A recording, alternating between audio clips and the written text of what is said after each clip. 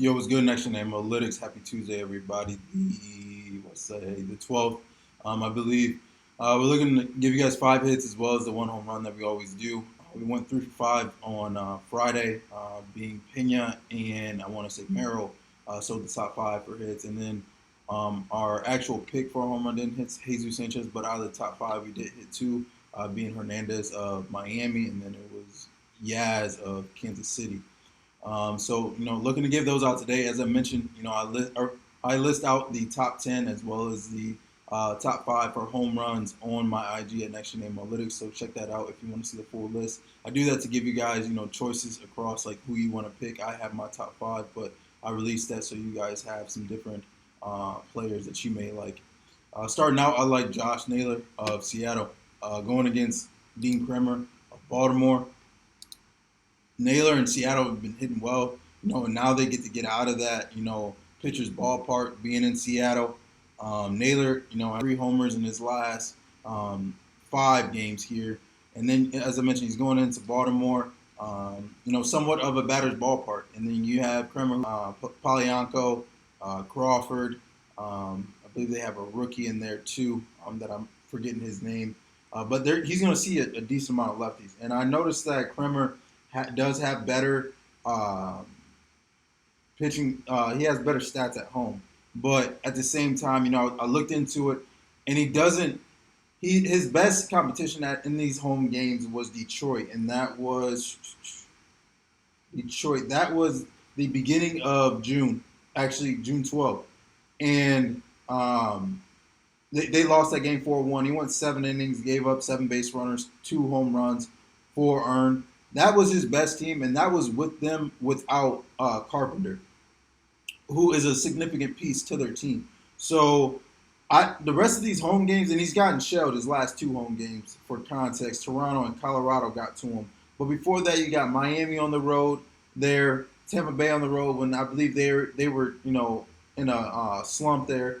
The White Sox, Kansas City, and Cleveland. So none of these offenses really are, that impressive. And then the best team that you face prior to these, I'm saying of the games that you pitched well in, was Detroit. And as I mentioned, the Carpenter wasn't there. But you face, a decent team in Toronto, and he gave up 8 base runners there, 3 earned, 1 home run, and 5 innings pitched. So I see similar to that to here. I believe this is a step up in competition for him from these other home games that he's had. He's gotten shelled, on the road, so I don't really see it as much of like a big difference, for him. I believe Seattle can get to him early here, so I like Naylor there. Next up, I like Brandon Marsh of Philly, going against Seager of Cincinnati. Again, another batter's ballpark here. Marsh has had the last couple of days off as he is platooned, and Philly was facing a couple of lefties there. So I see him doing his thing as well as Kep. They got a couple of lefties in there that have been hitting quite well. Kepler's been hitting well. Stott's been hitting well. Obviously, you got Schwarber hitting home runs. But I believe they can get to Singer here. Singer's always going to give up some base runners. Just got shelled against Pittsburgh. Pitched well against Atlanta, but that's really not saying anything at all. Let's speak to Marsh's stats real quick. He's been hitting quite well, I'm not going to lie. So, batting .429 in August. Out of his game started this month, he's got a hit in, I believe, 4 out of 5 games he started. Has 2 home runs over the course of that span. Also 6 extra base hits. Sorry, I misspoke there. 6 extra base hits over the course of, let me see here, 5 starts that he has. So 6 extra base hits there for him over 5 games. He's hot right now, and as I said, Kepler's hot too. They're all at the bottom of that lineup, being Kepler, him, and Stott. And I believe, Marsh, coming off rest here, great spot against Singer. Singer's not good by any means. Is giving up a 267 average to lefties, compares to 228 to righties. .816 OPS to lefties as well. So you can look to Marsh. You can look to any of those lefties. Honestly, can go yard today. I think Stott's more, average hitter, but um, any of those lefties, I feel like in that lineup can go yard against Seager. Now I'll speak to Seager's last couple of games real quick. As I mentioned, got shelled against Pittsburgh, gave up 10 base runners, 4 in there, 1 home run. Pitched well against Atlanta, 4 base runners there, 5 base runners, sorry, 0 earned. Tampa Bay got to him. No, Tampa Bay actually didn't. They were terrible the last couple of weeks, but he gave up 4 base runners there, 1 home run. And then Washington got to him, a bunch of lefties in there in that lineup, being 7 base runners, 7 earned there, and so on. So he's someone that can show up, to teams that, quite frankly, aren't necessarily that good. Phillies, been heating up, just swept Texas, the Rangers there, and then won this first game. They didn't do anything yesterday and still won the game. I don't expect that to happen again. I expect them to get to Seager here. Next up, I like Corey Seager of the Rangers at home against Arizona.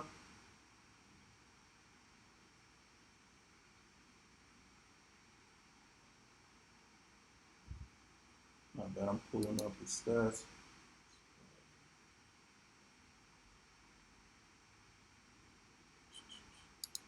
So Seager, over the course of his home span that he has, started on last Monday against the Yankees.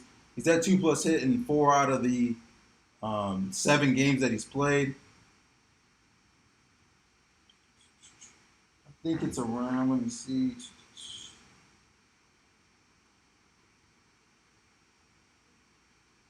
Closer to 260-ish, 270-ish. He hasn't pitched that much this year. Is starting to get a look for to start as Arizona. Were sellers at the deadline, so he is getting a chance here. Seager's also 5 for 9 against him. I believe 1 home run as well.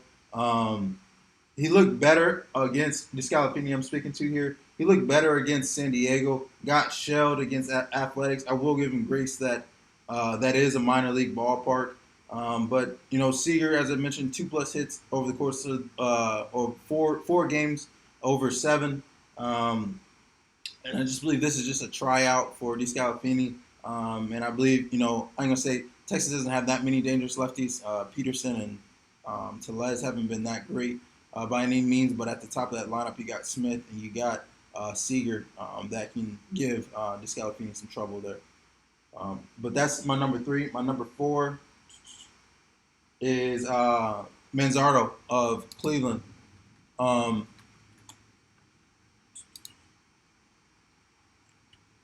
Going against Junk of Miami.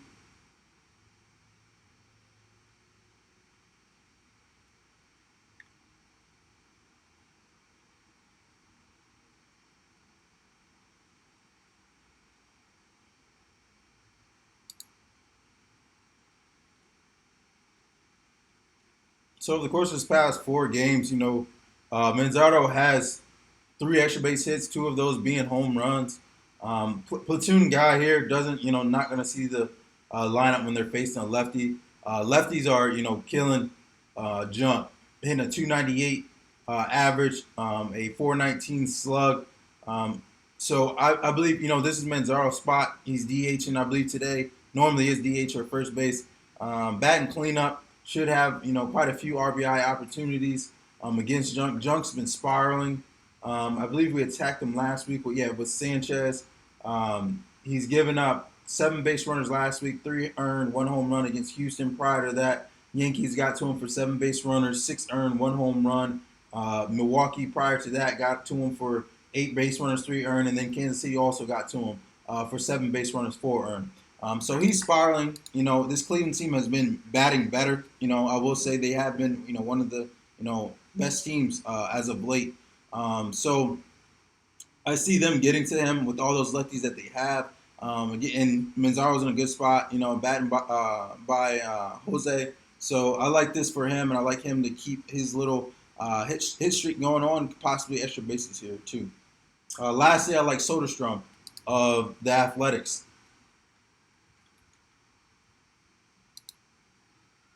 He's going against Baz of Tampa Bay. I mentioned Baz before.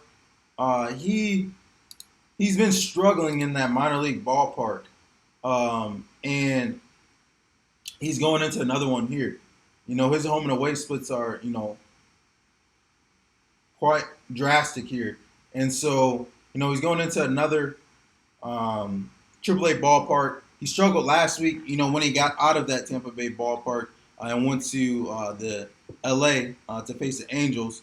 So I expect him to struggle more here. He gives up a 262 average to lefties, a 416 slug. And Soderstrom's been hot. He's been hot over the course of the past 10 games. Has a hit in his last 8 out of 10. Not 8 out of 9. Sorry, 8 out of 9. Actually, every single game. I'm tripping. The only 2 games that he didn't have a hit in is games that he came in and pinch hit against. So the course of this month, he's batting a 314 with 7 extra base hits.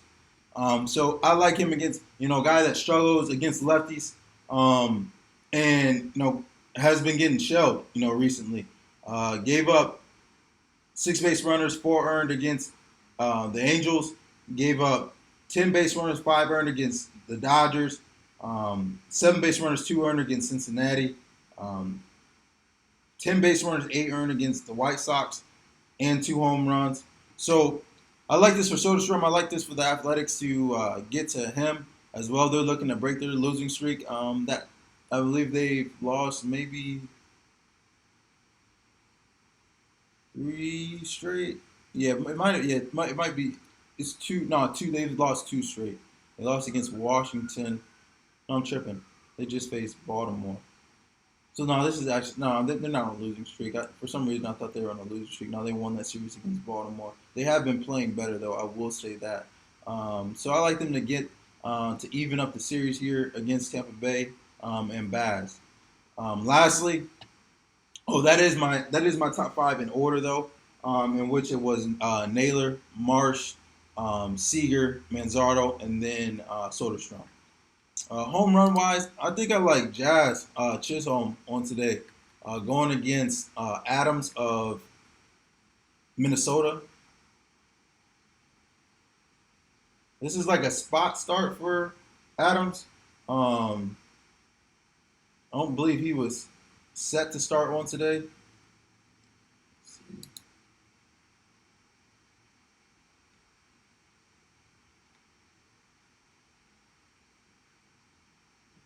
Jazz just went yard yesterday.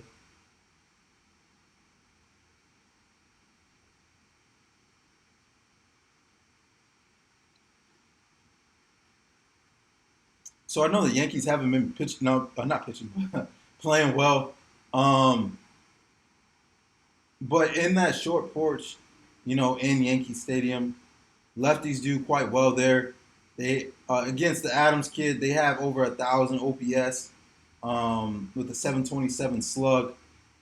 I believe it's they got plenty of capable lefties in that Yankees lineup, but I believe it's going to be Jazz. Has 3 extra base hits this month. As I said, it hasn't been a great month for the Yankees. I believe this series is a get right spot for them, and I expect them to do so. Jazz has been one of the power hitting lefties in that lineup, all year, for real.